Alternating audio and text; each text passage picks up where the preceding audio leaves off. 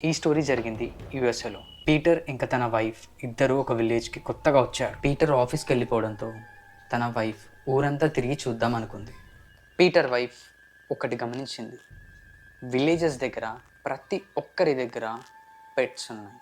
ఆ పెట్స్ని చాలా అంటే చాలా ప్రేమగా పెంచుతున్నారు.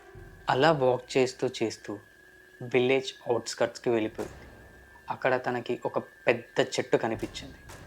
దూరం నుంచి గమనిస్తూ కొంచెం చెట్టు దగ్గరలోకి వెళ్ళింది. అక్కడ విలేజెస్ కనిపించడంతో ఒక చెట్టు పక్కన దాక్కుని వాళ్ళు ఏం చేస్తున్నారో చూస్తుంది. విలేజెస్ చెట్టుతో ఇలా అంటున్నారు, ఈ పెట్స్ మా పిల్లల కంటే ఎక్కువ, నీకు బలి చేస్తున్నాము తీసుకో అని అంటున్నారు. అనుకుని కళ్ళు మూసుకొని ఏదో మొక్కుకొని ఆ పెట్లని చంపేస్తున్నారు. నెక్స్ట్ డే ఎవరైతే చంపారో వాళ్ళ ఇంటి ముందు కొత్త కార్లు, చాలా కాస్ట్లీ అయిన ఫర్నిచర్ చూసింది. అదే రోజు పీటర్ వైఫ్ మార్కెట్ నుంచి ఒక కుక్కను తీసుకొని వచ్చి ఆ చెట్టుకి బలిచ్చింది.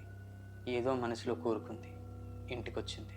పొద్దున్నే లేవగానే ఇంటి బయటకు వచ్చి చూసుకుంది. తను కోరుకున్నవి ఏవి ఇంటి ముందు లేవు. తనకు అర్థమైంది ఏంటంటే ప్రేమతో ఉన్న వాటినే బలి ఇవ్వాలి అని. పీటర్ వైఫ్ తన హస్బెండ్ని ఆ చెట్టు దగ్గరకు తీసుకెళ్ళింది.